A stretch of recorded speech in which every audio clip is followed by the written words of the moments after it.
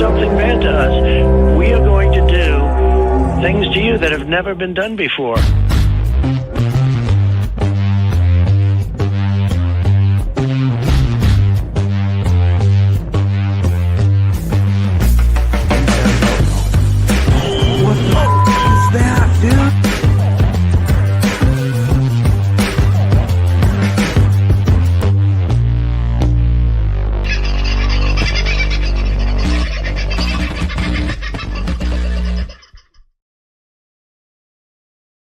Howdy, folks. How are you? Oh, I might turn a light on. It might make life a little bit easier for you to see me. Not that much easier. I apologise.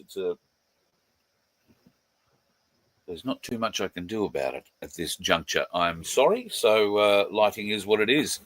Who knew lighting would be an issue during the day? Turning out that way, as it happens to be. Sorry, I'm reaching for a cloth to try and grab my glasses.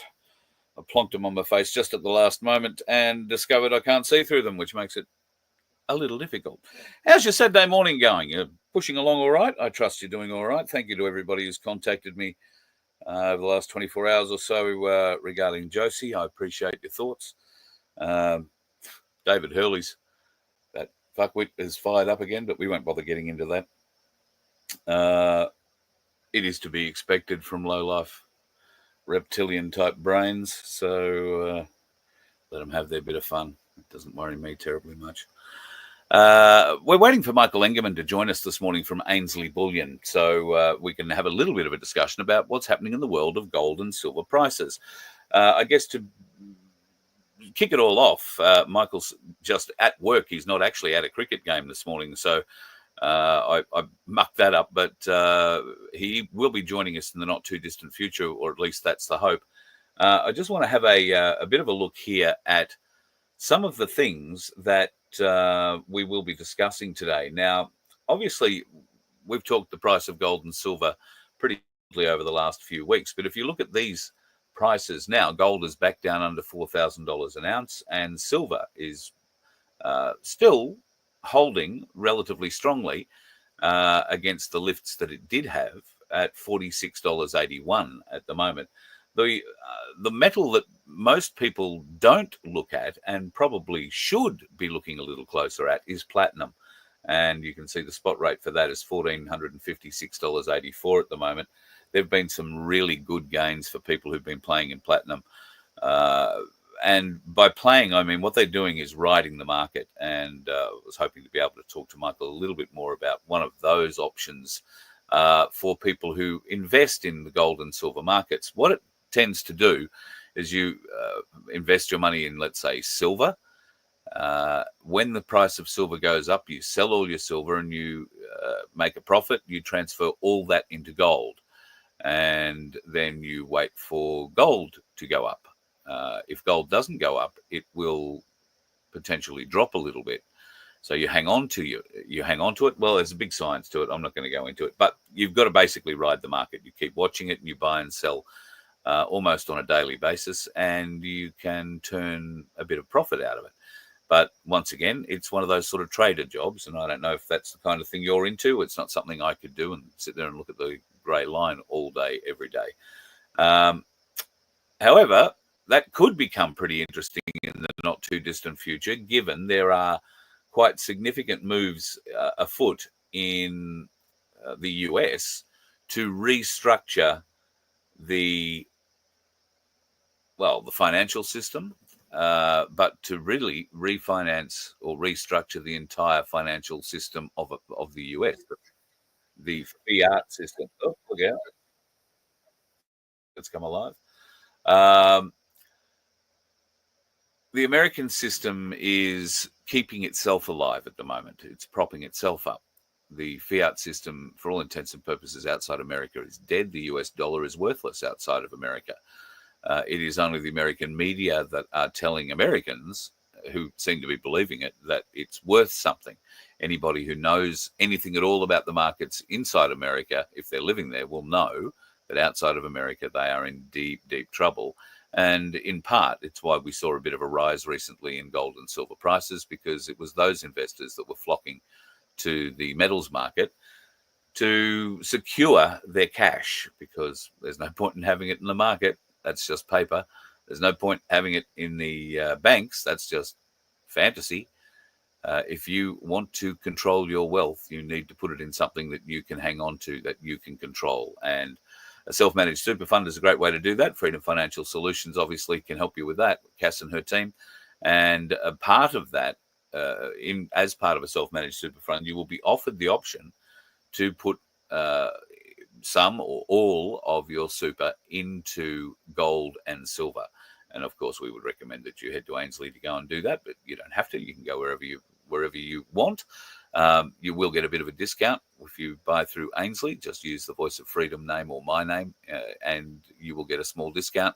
Particularly useful if you are turning over a super fund, which might have hundreds of thousands or millions of dollars in it, depending. So that little discount will become very useful then. It'll get you a whole heap more. But be that as it may, I think we're the only ones that are actually offering you a discount. So a little bit is better than nothing at all, I would say. Having a few issues getting Michael in at the moment. He did say that he was fairly busy this morning and trying to arrange a meeting around this meeting. And you can see how badly I got it wrong. I thought we were going to be playing cricket or at the cricket again, but not this time. Unfortunately, I'll wait for him to pop in. Let's go into your chat, see who's in there at the moment. Silver was $7 in 2004. Yeah, Scott, geez, I wish I'd invested then as well. What a, yeah, wow. You'd be pretty happy if you still had that, wouldn't you? Something I was going to bring up today, and I see J1 at the top of the chat has already brought it up. XRP has gone up 79%. Now, did I see Vince in the chat? Vince is going to come on a little later, and in fact, I might even send him the link now just so he has it. Vince was going to come on, and we were going to talk a little bit about Bitcoin and the crypto world, because at the moment, well, it seems to be going pretty well. If you have Bitcoin, you'll probably be pretty excited about life, the universe, and everything. And this news about XRP going up 79% will have a lot of people pretty excited, I would think. There are a number of people who believe that QSI in particular are followers of this train of thought, that XRP is going to become essentially the international trading finance article, and it will be traded then back into gold, silver, or whatever you want to pay for your goods or services in at the other end. This is opposed to using Bitcoin or using any of the other tokens, if you like. XRP has apparently been agreed to as the international transfer standard. So if you own XRP, it will be bought back from you. And if it's 79% up on its price, then you're going to make a good earn on that. You won't be able to use it yourself. It will become a behind-the-scenes tool for the finance industry. At least this is my understanding of it. But if you own it at the moment, you will be paid what it's worth and be given other stock, other tokens, if you so desire, in place to be able to use in a broader area of areas, or a much wider area of goods and services, then XRP will be available to be used. And as I say, the plan, I think, for that is to turn into something of an international currency transfer. So today, the clearing houses, today, that all the banks operate,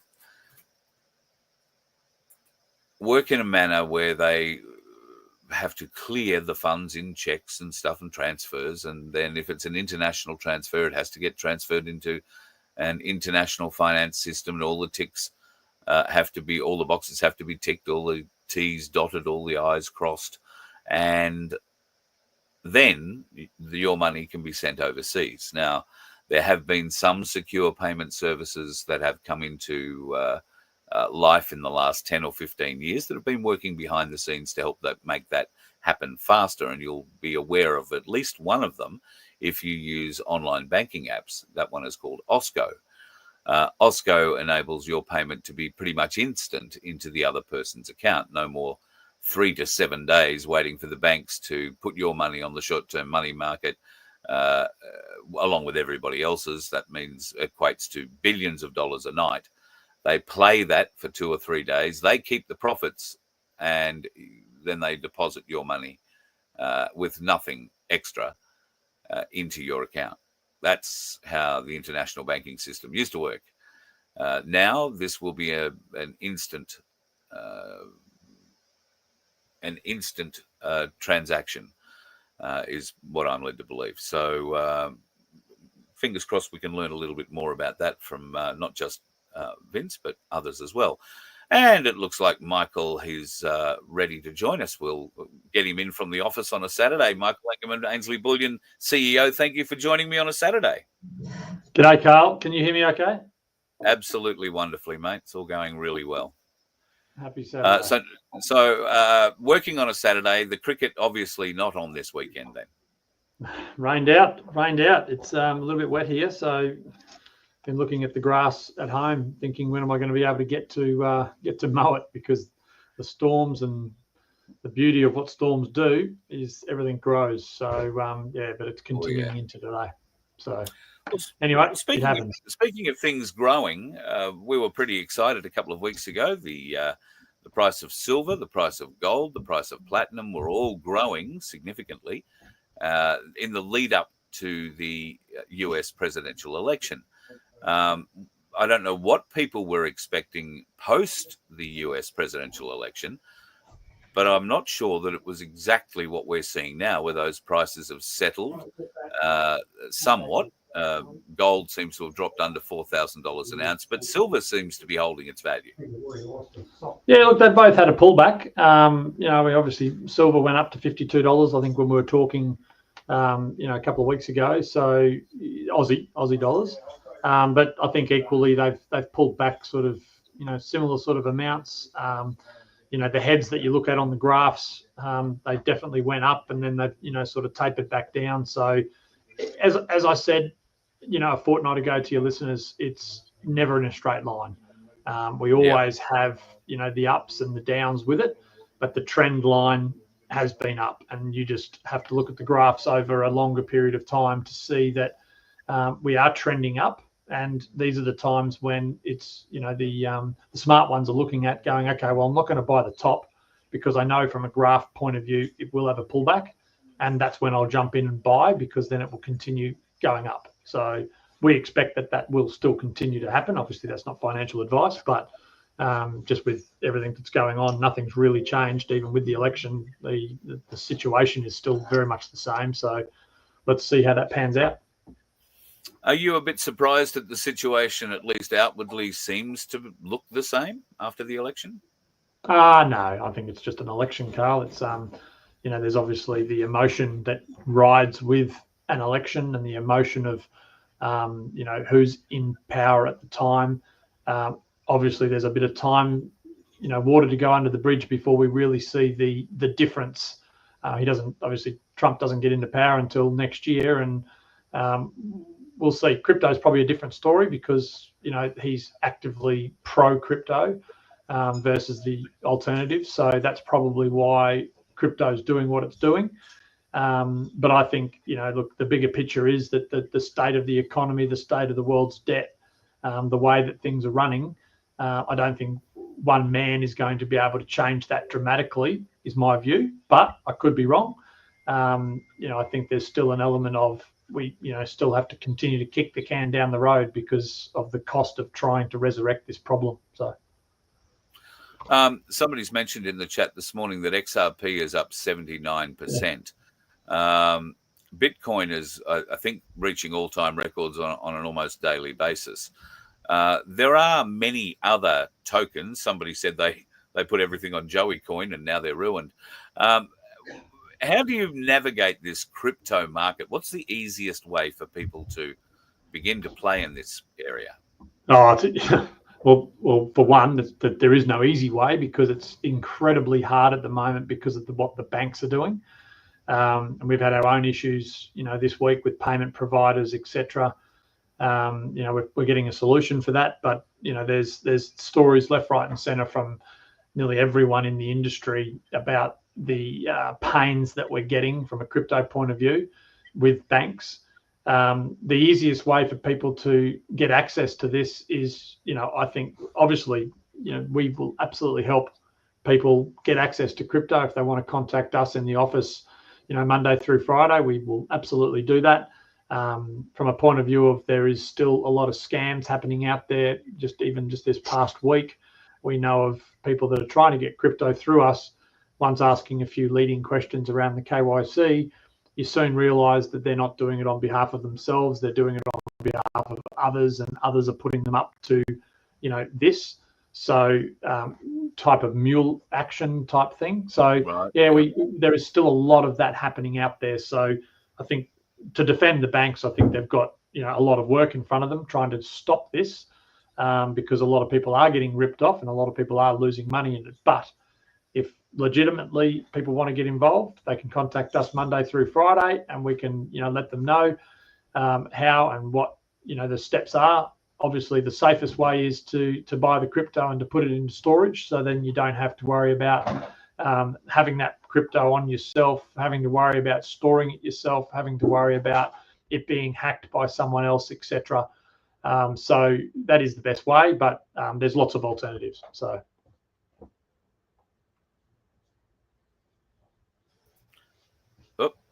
I'm back. Got you, Carl? Yeah, sorry, mate. Satellite must have gone behind a cloud for just a moment. I apologise. No problem. So there's many different ways, but best to speak to us during the week about that. And also it's not we also recommend to people that it's not kind of the thing that you just want to jump on board at the last minute. Crypto is very much do your research first and read the books, follow some people on YouTube, take our brochure, have a look at the website, get your understanding to at least a basic level before you just say, I want to put money into it, because that really is just chasing a dream. So yeah, but you do have a couple of great crypto guys on board there at Ainslie that are happy to help people, and you have an Ainslie crypto wallet that people can use and be fully happy that it's a secure facility, which is also a big concern of mine, I guess, when it comes to the wallets that we hear we're going to need in the crypto world. Yeah, spot on. All of what you've said, absolutely, we do. And we do that, Monday through Friday all the time. So we're helping people, with their journey and understanding and storing of their cryptos. A lot of people are not just not happy, or not happy is probably the right word, but not comfortable doing this journey, because it is, you only get one opportunity at the moment with your banks. Well, obviously you stuff something up with paying the wrong person or whatever.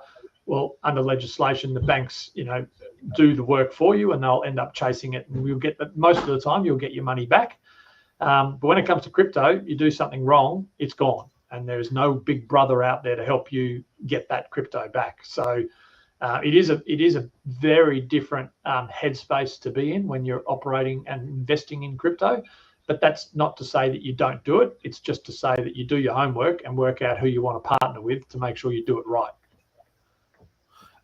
Vince asks a question: does Ainslie store crypto for you offline? Yeah, all our storage is offline on cold wallets in the reserve vault in Adelaide Street. Right. So you can be 100% guaranteed it can't be reached electronically. Yeah, spot on. Absolutely. No way. And it's safest. Cold wallets are the safest form of storage for crypto, full stop.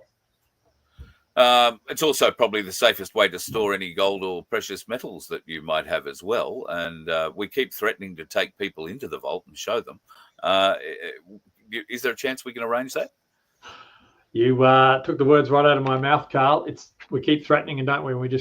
Things keep popping up, and we just don't get the time to do it. But there is absolutely a plan for everyone listening. There is a plan for us to do that. We've got to be really, really, really careful with what we video and what we talk about, because these vaults are world-class vaults in their own right, and you can't be, in there doing things, taking photos, videos, etc., and just letting people know what it's all about, because that just defeats the purpose of the vault. So It does, there's a lot yes. of sensitivity. There's a lot of sensitivity around why and how we do it. But you said it. We've been threatening for a while, so we should just get into it.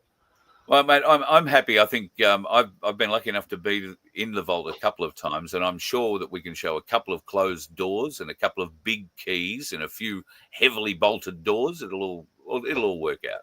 Yeah, I think we've got to make it happen. Yeah, all right. Well, we'll get to that. Speaking of making it happen, Ainslie have some specials every week, and this week it's been a bit of a bad week for me around here, but I did want to get on to people and let them know that there are specials like this one that you're putting up. This was this week's special. It was only a 24-hour special, so you can't get this now. But you guys have got some new stuff that is showing up pretty much on a daily basis now. The 2025 Kangaroo being...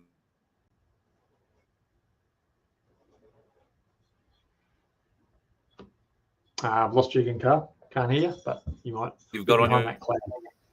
Sorry, mate. Try that one more time. No, I was just saying you might have dropped behind a cloud, because I saw you put up 25 Roo, and that was all. So. Yeah, all right. Yeah, so that's the latest offering that you've got from the Perth Mint. Is that right? Yes, yeah, and rightly so. That you said it in the lead up, that there is forever, throughout the year, different coins being released at different times of the year. So it doesn't take very long. It's a matter of only weeks, if not months, that you see another release come out, because there are, as you can see, lots and lots of different particular coins that they release. So 25 one is available. So that's the latest one that's going to come. It's obviously still 24, but they generally release it around November each year. So beautiful. So you can get the coin in gold, platinum, or silver. Yep. Most common, and that silver. Just for your listeners, that silver Roo is one of the most popular coins in the world. The 1 ounce silver Roo. It's a very very popular coin. I'm looking forward to coming and grabbing one of those. They're a magnificent coin, and it'll be a great thing to add to my very small collection. But I just love the look of the Roos. They are, been a bit close to me in recent times, so kangaroos are always good to have around, I find. And the younger generation sometimes mistaken them for wallabies as well. So you can change the name if you like. Yeah. We can play that game. Yeah. And in the lead up to Christmas, I did this last year. I'm planning on doing it again this year. I don't have a big family, admittedly, that we're sharing presents out to, but I'm going to be giving everybody another silver coin at Christmas this year. So do you find that this is something a lot of people are doing now that they've discovered, the ease of going Christmas shopping with Ainslie Bullion like that to begin with? Because it's very simple to go and do all your shopping in one place. But is that something people are doing more and more now? Absolutely. I mean, I'd even say, even people that work here, including myself, I think that the common narrative is just the world we live in is that people have just got all their materialistic things, that you don't really need a lot, and people are finding it harder and harder to shop for people because, everyone's got everything themselves. So, but what a better way of giving a gift than giving them some real money and some an investment for the future, and to get their mind thinking about the alternative to the the big end of town, the alternative to the system that we're currently operating. It's not to say that we can't, and we're going to be fully excluding the system, but it gets people thinking about what actually else is out there to invest in. So it's a very good gift.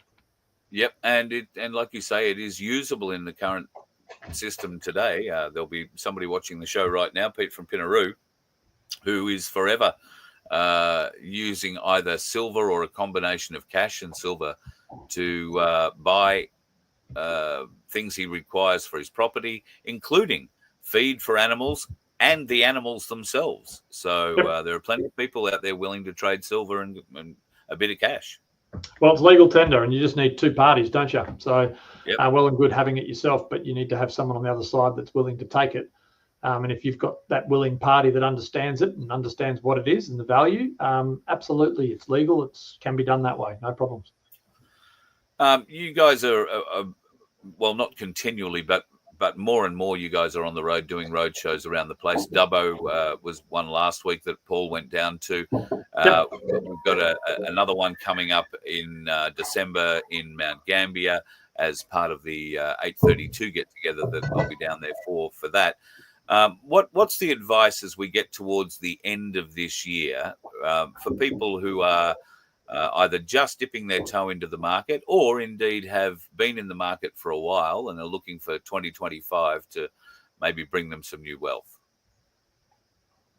Yeah, it's a good call. I mean, it's really hard to pick what markets are going to do at any time of the year. I think there's generally a sentiment that around that October, November, September sort of time place that there is always coming into that, coming out of summer in the US into their winter, there's always that change that happens, which we've seen in particular this year as well.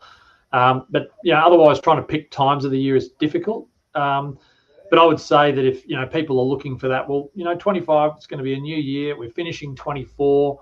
What can I do differently next year? I think that gold and silver have presented beautifully a dip in the price just in the last week, and whether it keeps dipping or not, there's some support coming for it very shortly. So it's not going to go too much further before it keeps going up. And that's not financial advice either. It's just what we read the charts and read what's going on. But if they're thinking about 25 being a year that potentially could play out and they've come across it's a perfect time. Whether they invest in coins because they want the tradability or whether they invest in the larger bars because they want the value for money and it's just purely an investment and not worried about the liquidity. Look, I don't think too much in the market's going to change between now and when Trump gets in next year. It's probably going to just be very steady, but who knows? We could all be wrong. So that was going to be one of my questions. Do you see the market having any impact from January, say January the 6th, when the election results are ratified, all the way through to January the 20th, when he will be inaugurated? Yeah, look, a lot of the markets price already this in. So I think you're seeing the action now. What's happening in the markets now is a result of already taking that into account.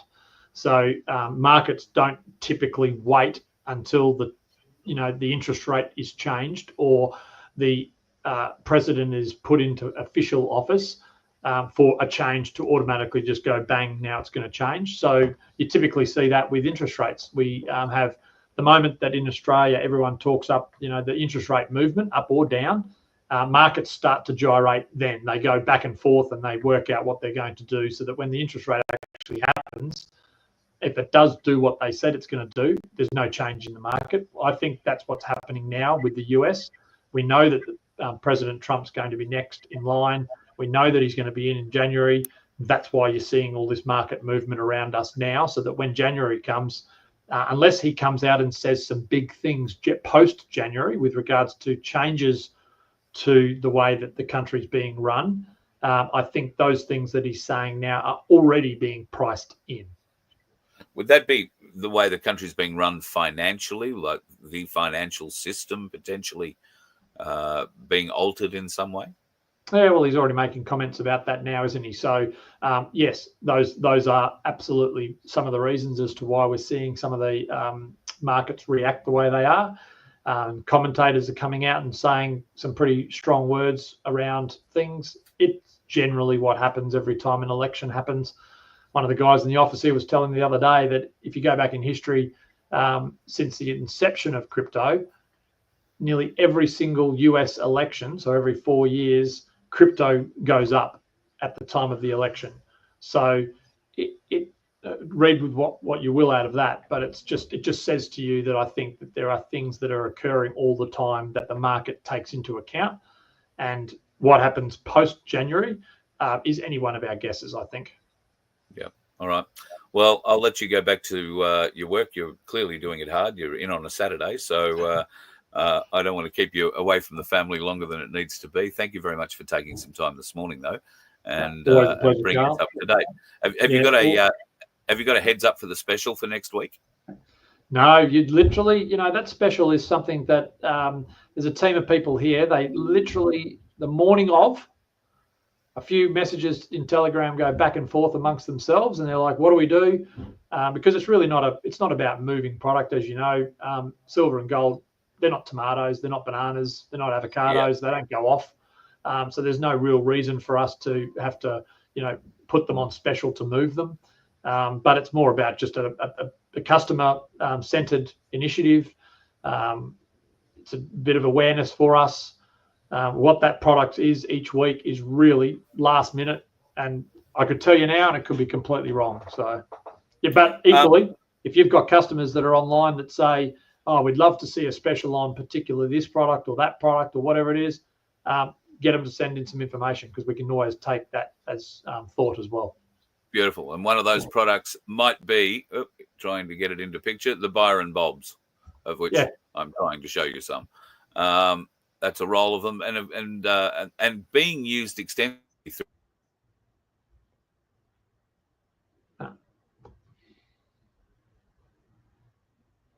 for goods and services, be that a cup of coffee, being used at a laundromat, being used at a bakery, a cafe, and a service station.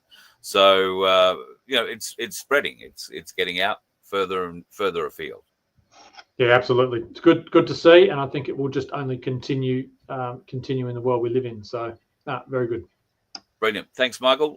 We'll do this again, hopefully again next Saturday. We'll see what's going on. Definitely, and we'll talk to you very soon. Thank you. Look forward to it. Thanks, mate. See you soon. Have a good weekend. Michael Engerman, the CEO from Ainslie Bullion, and of course you can buy through Ainslie Bullion at ainslieBullion.com.au. You can buy online 24 hours a day, 7 days a week. Your price that you pay online is what you pay on the Monday. If you'll pay on the Monday morning, you'll get an invoice through. And if you put Voice of Freedom or my name in the notes section of your order, you will get a little discount automatically applied to you. Speaking of little discounts, it's Waving Wonder Boy. Hello, buddy. Little discount, really. I love that. What an introduction that one is. You're a bit of a legend, and you are, and I know you are a generous human being, because not only am I the beneficiary of your generosity on many occasions, but I also have been lucky enough this week to hear a number of people come to your door that you've been helping with computer problems, and I haven't heard you charge one of them for anything that you've done. Sometimes it's a 2-second fix, so why bother?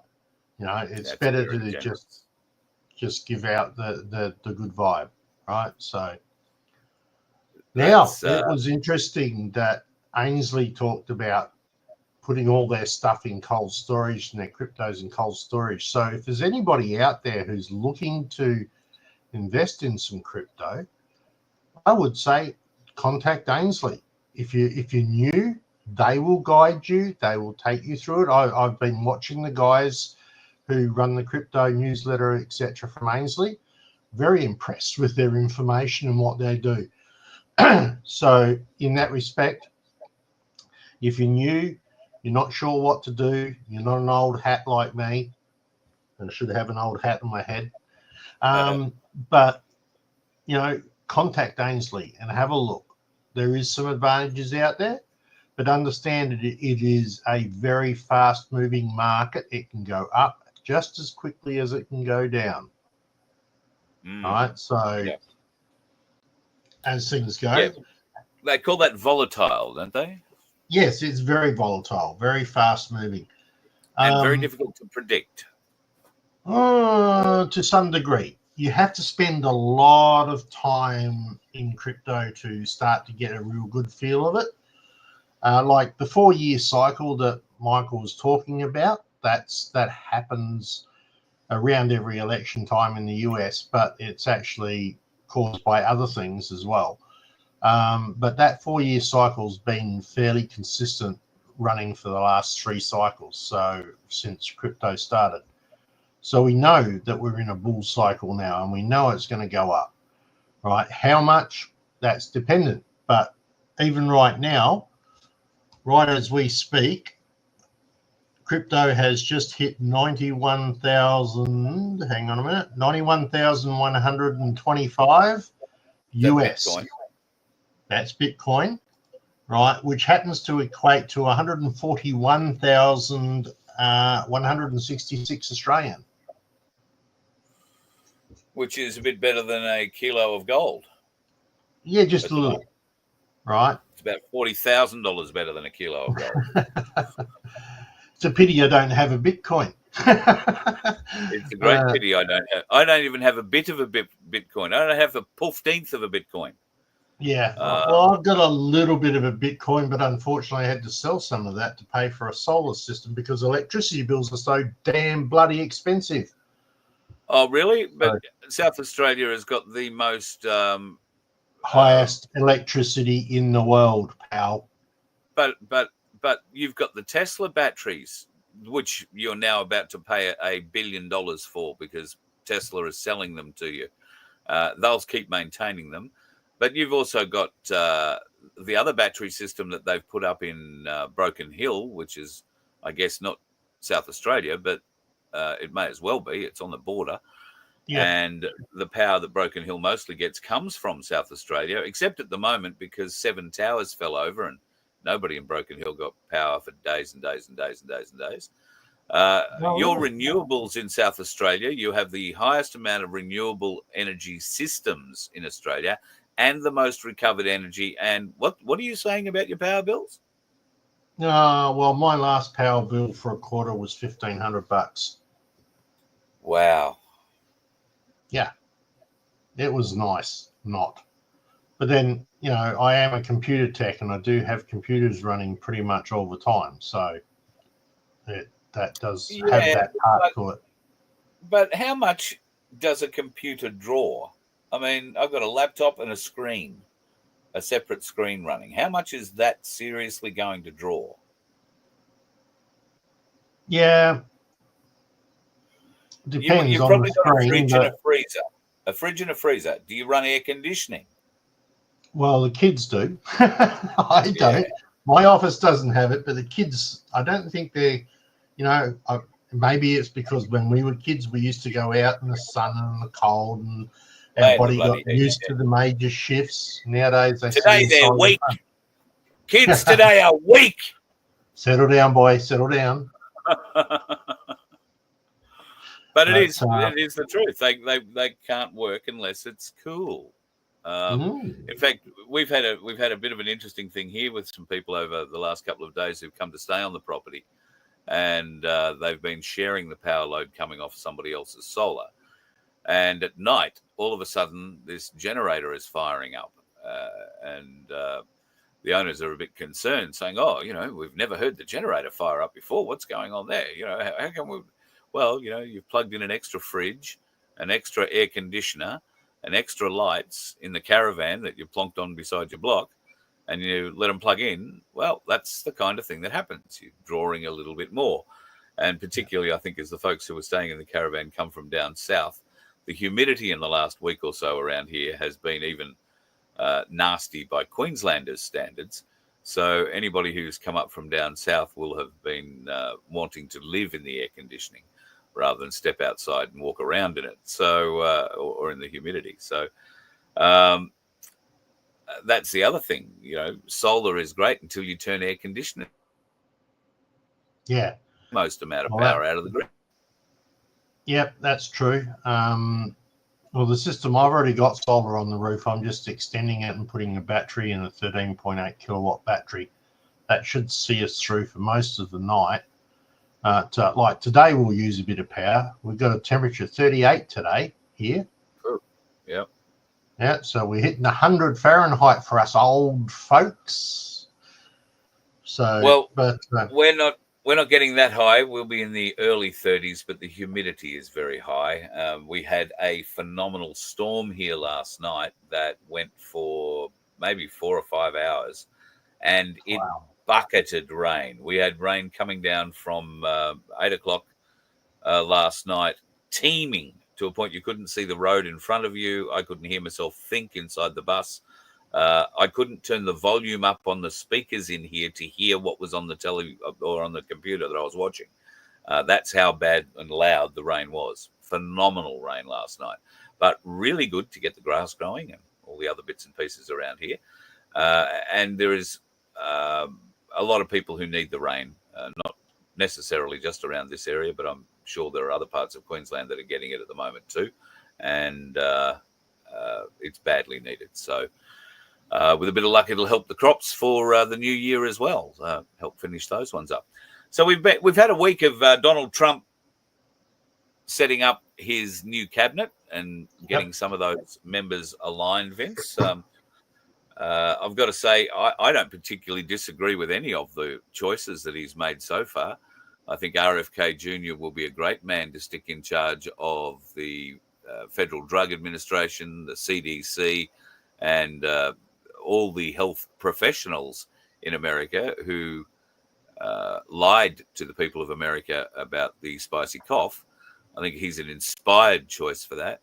T. Gabbard is also another inspired choice, but I think probably the best one, and the one that seems to have struck most fear into the Democrats, is that they have named, and I'm going to call him firebrand right, far rightist Matt Gaetz as the Attorney General. Now, I don't know if you've had the opportunity to watch any of the Senate inquiries that Matt Gaetz has been part of, but he is like a dog with a bone. He is not going to let him get away with anything.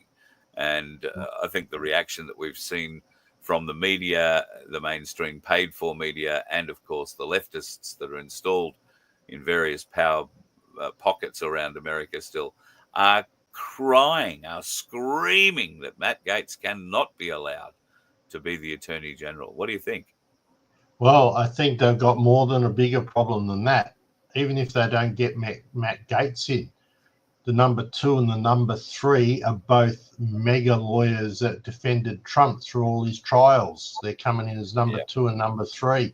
They are going to literally pull that country back to the point of law as it should be.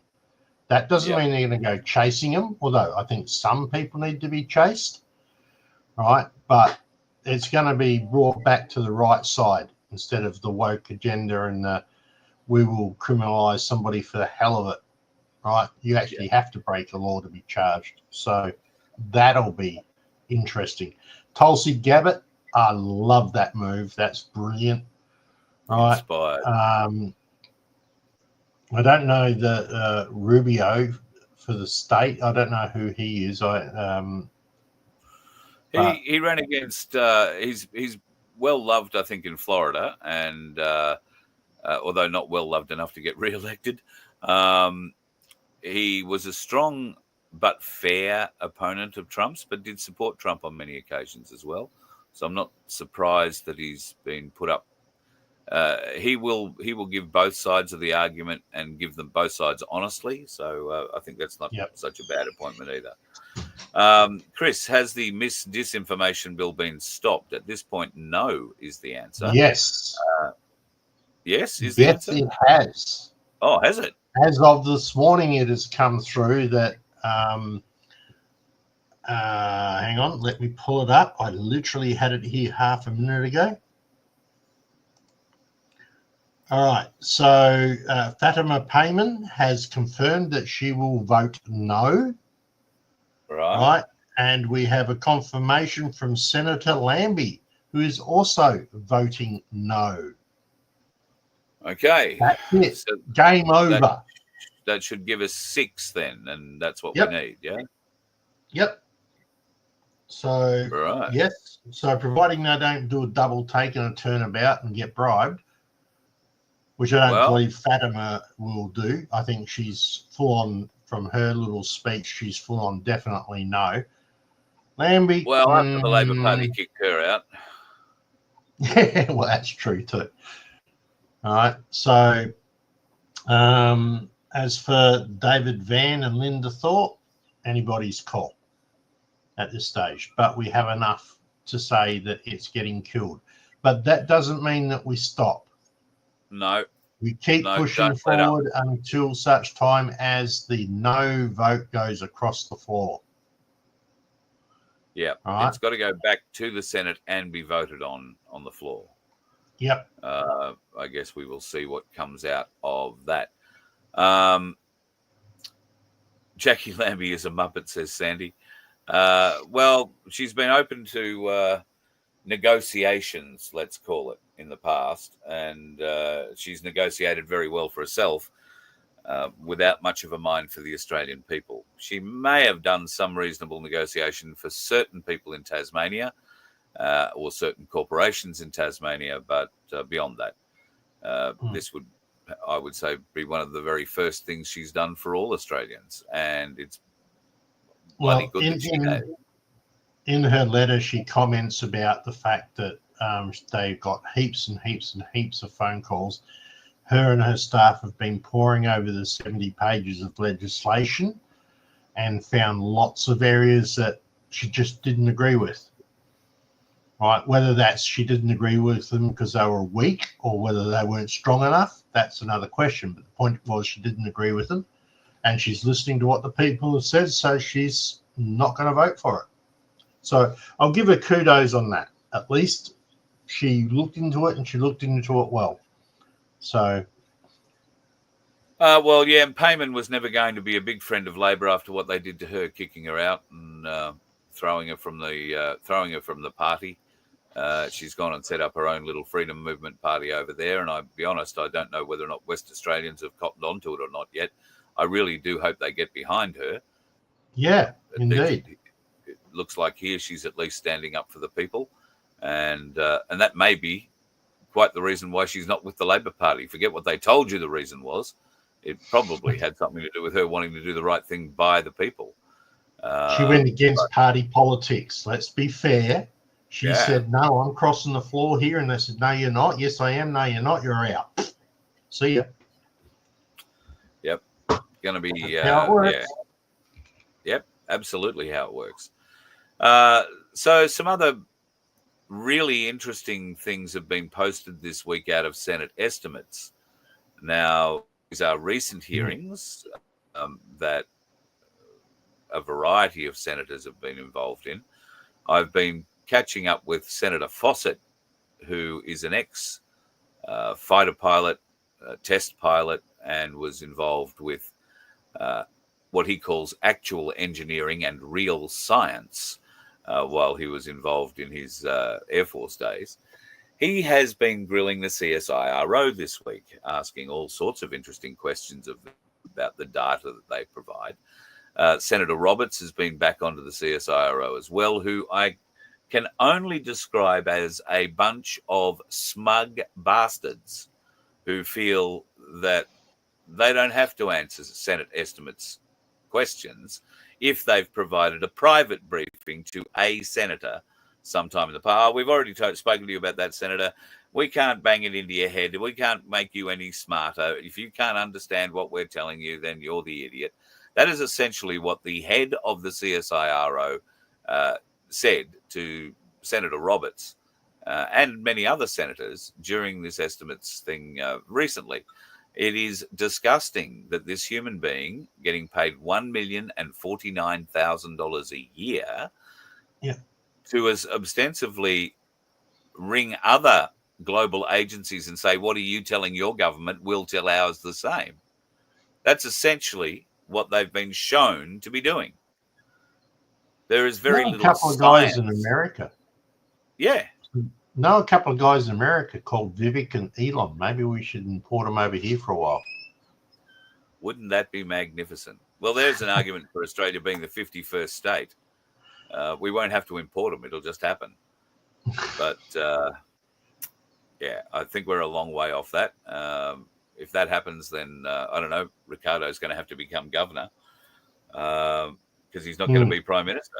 But, well, I don't think that's going to happen now anyway. What about all the machinations behind the scenes regarding the first meeting of Trump and Biden in the White House on Wednesday? Did you see much of that? Yeah, saw some of it. Yeah, Biden actually looked really happy. He was probably the most cogent I've ever seen him, to be honest. So there is an AI. Well, I'm going to call it a comedy skit.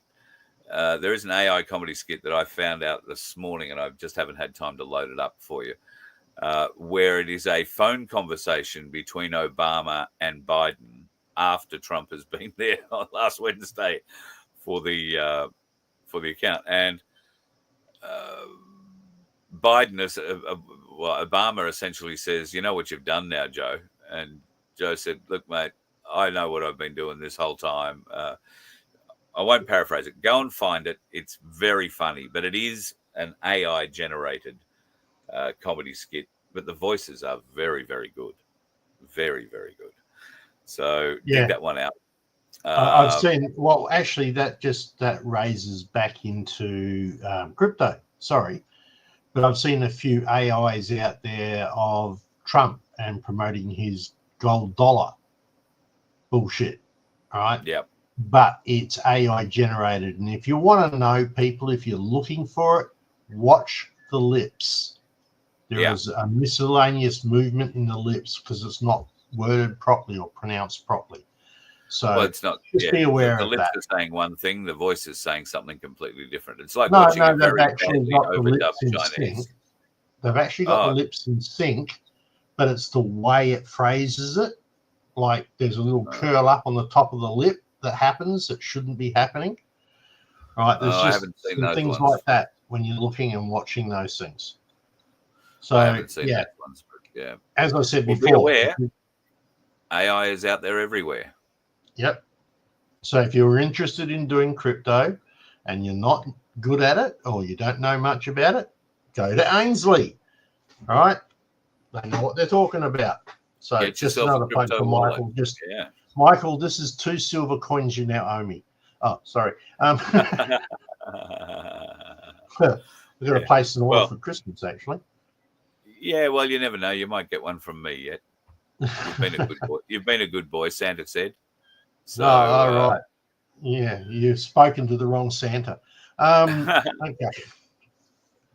There's a couple of other things that are well worth looking at. I'm not going to go into them in great detail here.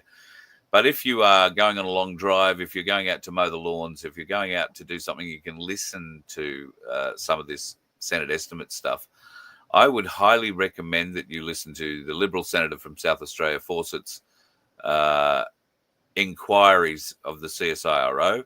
I would particularly encourage you to listen to his inquiries of the Defence Force in regards to the Collins submarine. I would also recommend you listen to his inquiry or his questions or questioning of the Australian Space Agency and how Labor has managed to cancel what is the most significant advance that we could possibly have in our spatial protection system, if you like, our spatial defense system, and how badly Labor is screwing this up. We're going to buy the brain, but we're not going to buy anything to attach to the brain. Oh, wait, we've got 2 things that might attach to the brain, but only 2 things. That's 2 missile batteries of we have 2 missile batteries. Beauty, Newt. On I a suppose there's 1 missile multi-billion. in each battery, is there? I think there's 3 or 4. So we might have 8 missiles total. That ballistic missile that's coming to Australia, and seem to think that it's okay to spend billions of dollars, not 1 or 2, but billions of dollars on a program that might be ready by 2030 or 35. But in the interim, the systems and equipment that we have in place now is being phased out because it's end of time of life. Things like our MRH-90 Puma attack helicopters, which many people will be aware of, had a penchant for mechanical failure, ending in fatality. The most recent and the last of which was, I think, 4 deaths up in the Whitsundays during some exercises up there where one of these Pumas the big fan on top stopped turning. and I don't think they've found the bodies of those on board yet, the pilots and the 2 commandos that were on board. So those aircraft have been essentially taken out of service. But what are they doing with them? Well, it turns out we were going to give them to Ukraine. Give them. Until somebody in Ukraine figured out they'd be more useless than the cardboard drones we've given them. But too costly to try and repair. No parts in the world to repair them. The French, who made them, bearing in mind the French were the ones who were going to build our submarine as well. The French who build these MRH-90 helicopters, they don't want them back, and they're not making spare parts for them anymore. So where are they? Well, a couple of them have gone to the Oki Air Museum. There might be one that turns up out front of an RSL somewhere. But the rest of them, and we've got over 40 of them, I believe, the rest of them are being dismantled, cut up, and buried. Buried? They could have at least melted the metal and got the use out you of would that. have thought. You would have thought, but no. Wasting dollars again. And the same thing is happening with our Tiger attack helicopters. People may or may not be aware that the Tiger attack helicopter is the very sleek-looking thing that we have with a chin turret on it, a big gun on the nose. That is also French-built. I was lucky enough to be involved in the first 2 of those aircraft that came into the country when they were dedicated at Air Force or the Army base at Oki. So I was lucky enough to be very up close and personal with the first 2 of those in the country. And I can tell you, they were a bloody magnificent bit of kit when they arrived here. But after they'd been running for a couple of hours, they weren't worth shit. We had all of them and still have all sorts of software issues with them. What are we doing? Well, we're getting rid of them too. Their end of life is 2027, supposedly. But we are now going to be getting the new Apache attack helicopters out of America, along with the new Black Hawks, which are replacing the MRH-90s, essentially taking our capability back. Well, we've got, and this was the interesting thing. That was one of the questions asked by the senator. When are we getting the new Black Hawks? Well, we've already got them, was the reply. Oh, have we? How many do we have? 2. I was close. I had a 50% chance. Yep, 2. One of which is being used for training, and the other one is being used for maintenance to keep the one that's in training flying. So, I don't know. It's the people who are in charge making these decisions, making these budgetary decisions that are costing the Australian people billions and billions and billions of dollars. Not just in initial upfront costs, but in ongoing service costs. And in the case of our French ship builders or submarine builders, we've got to pay them $800 million so that they won't build it for us, because we've decided to go into a deal with the Americans and the Brits that will get us nuclear-powered submarines. In theory. And in theory, that'll happen faster than the French could build our submarine. Well, I don't doubt that, if I'm honest. The French have, well, no. Yeah. The Collins-class submarines are also worth listening to when the senator starts asking questions about them as well. There is such a lack of capability in our Navy, and I suspect our Army, and I suspect our Air Force. But the Navy, the particular lack of capability in the Navy is frightening. And is it any wonder that we're seeing so many more illegal boat arrivals? You're not hearing about them in the media because the mainstream media are friends of the Labor Party, and the Labor Party doesn't want you to know that their weak, gutless immigration stance is encouraging people smugglers in Indonesia to fire up again. And you will have heard, I'm sure, in the last week or so of 4 internationals who were located on an island just off Darwin. They didn't get onto the mainland. That's as close as the people smugglers got. And they were lucky enough that 4 locals, indigenous locals, turned up to check out the island and see what they could scavenge for food or, building stuff or whatever. And they found these 4 blokes who would have perished on the island without it. And we wouldn't have found a trace of them because the saltwater crocs live on the island as well. Well, already died.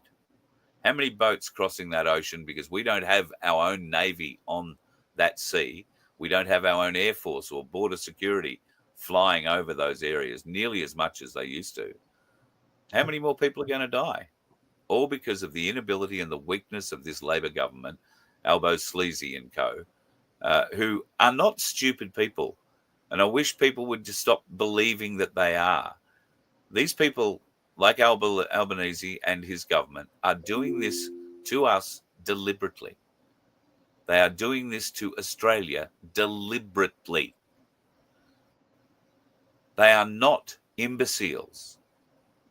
They are smart like foxes, sly, deceitful.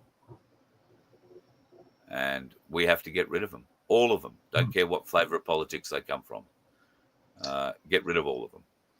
Not that I want to take you down the path of more Senate estimates, but there was also the one that was displayed about NDIS and a certain phrase called kill list that appeared multiple times on their servers. Kill list. Kill list, and associated with various names apparently, whether it's reports that are being recorded on their servers from papers that have talked about it or whatever, but it was on there a significant amount of times, and they were requested to supply the information back to the Senate inquiry. So that was an interesting thing just to add to it. Yeah, I might have to go back and try and find that one that's Arvo. Yeah, so that was another one. Now, speaking of waters, you would think that seeing that Australia is one of the largest islands in the world, that we would have a decent navy. Well, you would think that. I just thought maybe the reason I'm fuzzy is because the camera needs a bit of a clean. I've just given it a wipe. Sorry. Well, it does look better. Right now, I can see all the freckles on your head and the creases, and no, you should have left it alone. Good on you. I couldn't resist. I had to do it. Very good. All right, but yeah. So there's that. And you asked about XRP before. I did, yes. Whatever. Right. So XRP is the coin that is out there in the world for the crypto. Ripple is the protocol that is being used for all the back channel traffic that you're talking about. Whether the two will ever combine is a question. And yes, XRP is going up, and that might be part of the fact that the biggest hedge they had was the SEC or whatever they call them over there, and the head of that particular department's gone or going. But it's a bull run. In the last bull run, XRP got up to $3 per coin. Yeah. So who knows? Who knows indeed? We shall wait and see. Would I expect it to be part of the QFS? Well, Donald Trump says he's not doing anything in the QFS. He's also said that there will not be any CBDCs either, right? So it's... And yet does seem to talk them up. Hey? He does seem to talk CBDCs up. No, he doesn't. He's saying that there won't be any. He will not support it. That was his statement. More than once I've heard him say he will not support it. Well, that's got to be a good indication then, going forward. He supports crypto, which is multiple cryptos, right? But he won't support a central bank currency, not a digital one. Well, that's what I'd vote for. I don't want that either. All right, before we go, we've been running a bit over an hour. So before we go, we better point out to folks that you and I will be seen in the same place and the same time in the not too distant future. Yeah, almost like we're brothers. Almost. We'll be Let me sharing. see if I can do this. Good try. Got the top out of it out. So we're heading off to the My Place Campout, which is or just out of Echuca, next weekend. It's Friday, Saturday, Sunday, and then we are having a bit of a journey around eastern Victoria. Yep. Western South Australia. Yeah, we're going to go and visit Pete and Pinaroo. We're going to visit Pete and Pinaroo. So we're going to the a Pinaroo date set pub. up in Pinaroo for Tuesday night in the pub. So a bit of a meet and greet for the people there. We may even do a live stream from there. You never know. I'll bash Carl over the head and see if we can get something happening. We'll play something like that. Yep, I'm sure. And I'm going to have a little with me, which will enable us to do live channels at the same time, not to the 7 that I normally, or 9 that I occasionally go out to.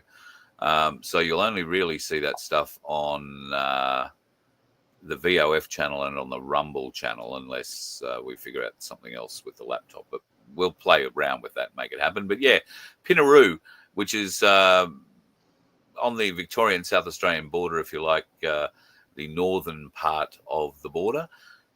If you'd like to come along, the Pinaroo Hotel is the place we will be. December 3rd is the date we're going to be there. And we'd love to have you come along and have dinner with us, or a beer around the bar, a bit of a chat about what's going on in your part of the world. Would love to hear about it. So, and Pete might even bring along a few coins to show us and educate us as well. So he's not a bad Well, that's coin after we've robbed his place. Oh, did I say that out loud? Oh, sorry, Pete. No. There'll be no robbing. This is the man who has supplied me the blueprints to building a caterum, or a low-cost 7. Now, those of you who like cars and power to weight ratios know what I'm talking about. Something that is extremely sexy, extremely cute, a hill climb car. And he has threatened to help me build one. So there'll be no stealing from Pete. If anything, we'll be taking things to him. That would be a project to see. So we've got the weekend at the Victorian Campout. If you haven't booked for that, guys, and you want to go, you need to ring up the place and get that done quickly. You'll be able to find that information and how to book on the myplaceaustralia.org website. Then on the following weekend, we are down at Mount Gambier, where we'll be there from Friday the 6th. And that first night is an open night. So there will be an open mic night where everybody can have a chat and say their story and various bits and pieces. That's going through there. Then we're going to have some stuff from Ainslie, from Tim Dwyer, from hopefully Cass from Freedom Financial Solutions will also be there on Saturday, I think. Yep. Yeah, and a couple of other guests that are also turning up, and then there'll be a big tea. We're looking at doing a big tea Saturday night at the Federal Hotel. Now that'll be interesting, because I think the last time I was in the Federal Hotel, I was running a disco at the time. So that gives you a bit of an idea. All right. So I haven't been to the Federal for a long time. I probably haven't been to the Federal in over 40 years, I would say. It would be about the same, Carl. About the same. It was around when Steve Whelan used to run the discos around the southeast. So. Wow. Okay. Yep. I remember that name. Yeah, I thought you might. That's why I said it. Wow. Isn't it a small world? It is. 6 degrees of separation. There you go. Yeah. So very good weekend. So please, if you are in the Mount Gambier, Narracourt, Millicent area, or even Horsham area, feel free to come over and join us for the Friday and the Saturday and possibly the Sunday morning down at the Blue Lake, where we'll be doing some bits and pieces, and down in the Valley Lake, actually. I know a lot of people who'd probably like to come and slap me around the head and ears profusely from the Casterton, Coleraine, Hamilton area. So For those who wish to do that, we are going to allow that to happen, but there is a fee to be charged. Oh, well, that counts out the ex-wife. She pays for nothing. All right. All right. No worries. You have yourself a bloody good day, brother. Thanks for coming on this morning. No worries. I'll see you all, guys. And there's the fast wave. Goodbye. Goodbye. Vincenzo on his way out. Hope you are going to have a great day on your Saturday too, folks. Thanks for joining us this morning. I hope you gained a little bit of interest and insight, rather, into what's going on in the gold and silver bullion business with Michael Engerman from Ainslie Bullion. Don't forget ainslieBullion.com.au if you want to go and buy some over the weekend. It's cheap at the moment, and the price, as we said this morning, is only going to go up. There will be these little drops, but it's consistently going up. So get amongst it if you aren't already, and if you are already, get amongst it a bit harder. Be safe on the roads today, folks. The dickheads are out there, and it's getting a bit warmer. The sweat will be dripping in their eyes, so God knows what side of the road they're going to be on. You let one ant stand up to us, then they all might stand up. Those puny little ants outnumber us 100 to 1. And if they ever figure that out, there goes our way of life. It's not about food. It's about keeping those ants in line. That's why we're going back. Does anybody else want to stay?